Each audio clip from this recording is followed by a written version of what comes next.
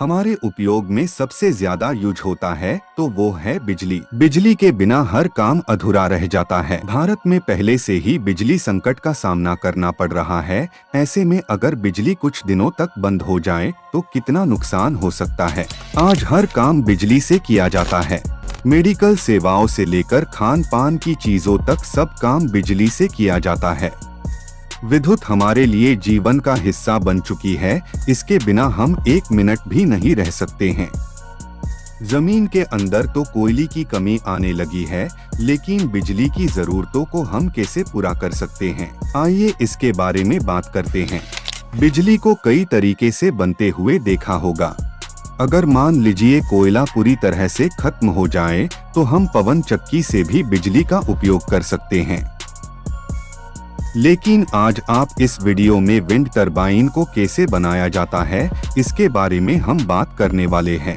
यह वीडियो देखने के बाद आपके सारे सवालों के जवाब मिलने वाले हैं। आखिर इसका निर्माण कैसे किया जाता है और किस तरह इतनी ऊंचाई पर टावर को खड़ा किया जाता है।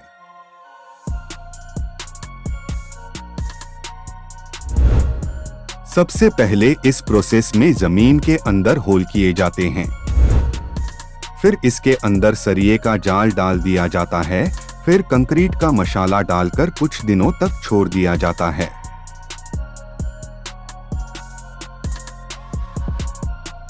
उसके बाद चारों तरह से खुदाई की जाती है। बाद में पिलर के चारों तरह से सरिये का बड़ा जाल बनाया जाता है। सिर्फ एक टावर के लिए 11 टन सरिये का उपयोग होता है। यह टावर का मेन पार्ट होता है। इसे मजबूती से कंक्रीट के मसाले और सरिये का ज्यादा इस्तेमाल किया जाता है।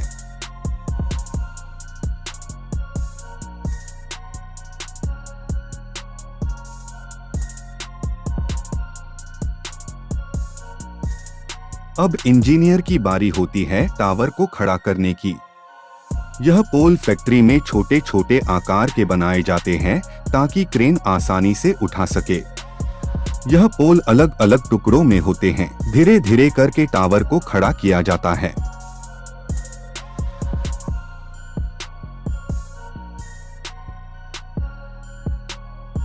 जब टावर बनने का काम पूरा हो जाता है तब इंजीनियर इसके ऊपर मेन पार्ट को रखते हैं, जैसे कि गियर बॉक्स, ब्रेक पार्ट और अल्टरनेटर को रखा जाता है। इसके बाद रोटर को सेट किया जाता है, यानी कि ब्लेड को कसने के लिए।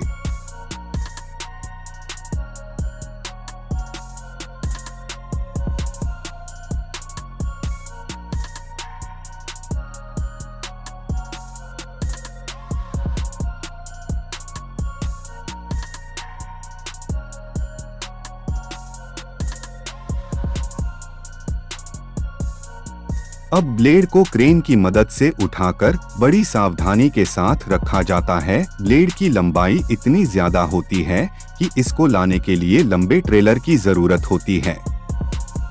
लगभग इसकी लंबाई 100 फीट तक होती है। एक ट्रेलर से सिर्फ एक ब्लेड को ही ले जा सकते हैं।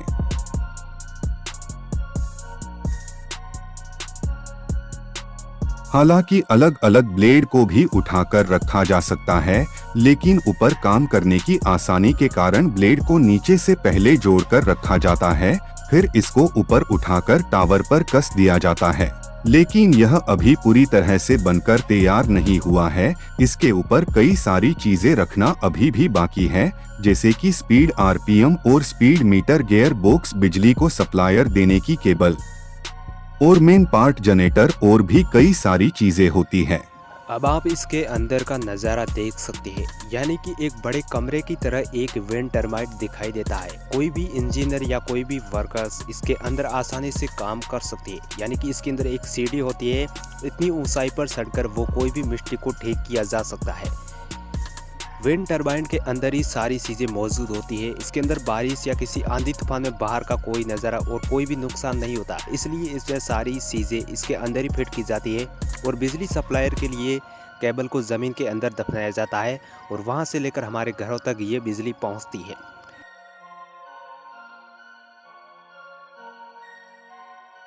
ये टावर इतना बड़ा होता है कि कई सारे लोग इसके अंदर एक साथ भी बैठ सकते हैं।